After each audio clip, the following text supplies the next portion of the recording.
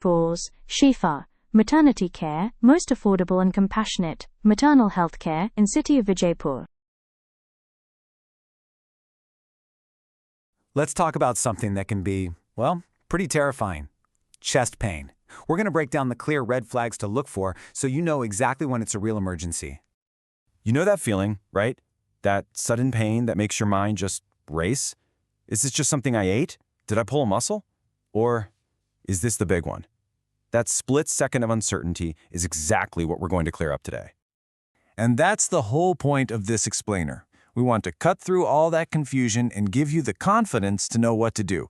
So we're going to walk through the red flags that are your signal to get help, and fast. Okay, let's get right into it. Think of these as the big warning signs. If you've got chest pain and any one of these shows up, that's your cue to act immediately. So what do these red flags actually feel like? Well, first up is that feeling of heaviness or pressure. You've probably heard the classic description, like an elephant is sitting on my chest. It's not usually a sharp stabbing pain, but more of a deep, crushing feeling. Next, pay attention to where the pain is going. Is it moving? A heart attack doesn't always stay in one spot. It can actually travel to your shoulder, your arm, back, neck, or even your jaw. Another huge one is shortness of breath, that feeling like you just can't get enough air, even if you're just sitting still. And listen to your whole body. Are you suddenly breaking out in a cold sweat, feeling sick to your stomach or dizzy? And finally, a really big red flag is pain that just won't quit. It doesn't get better when you rest or change positions. Now, this is so important. I really want you to hear this. You do not need to have all of these symptoms at once. Not at all. Even just one or two of these, along with that chest pain, is a massive warning sign. Please don't wait around to see if you can check more boxes off the list. That's a really dangerous game to play. Okay, so you've recognized a red flag. Now what? Knowing the exact steps to take in that moment can literally change everything.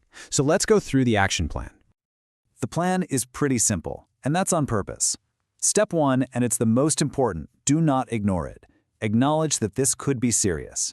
Step 2, immediately call for an ambulance. And I mean it, do not try to drive yourself. We'll get to why in a second. Step 3, if your doctor has given you any kind of emergency medication for this, like nitroglycerin, now's the time to take it, just as they prescribed. And finally, step 4, sit down and just try to stay as calm as you possibly can until help gets there. So why is calling for an ambulance so non-negotiable? Well, think about it. The moment paramedics arrive, treatment can begin. Right there. They are a mobile emergency room. But if you try to drive, your condition could get worse, fast. And suddenly, you're not just a danger to yourself, you're a danger to everyone else on the road. It's just not worth the risk. You know, a big reason people hesitate to call for help is fear of the unknown. Like, what are they even going to do to me at the hospital? So let's pull back the curtain on the very first and most critical test they'll run.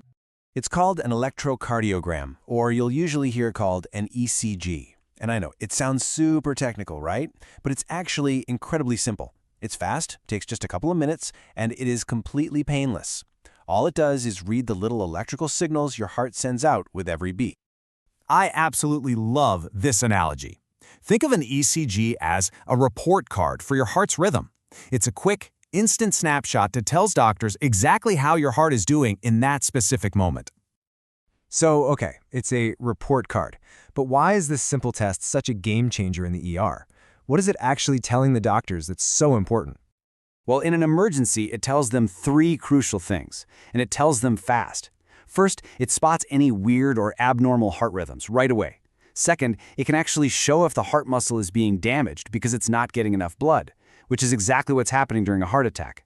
And putting those 2 things together allows them to make incredibly fast, life-saving decisions about what to do next. Now, here's something important to keep in mind.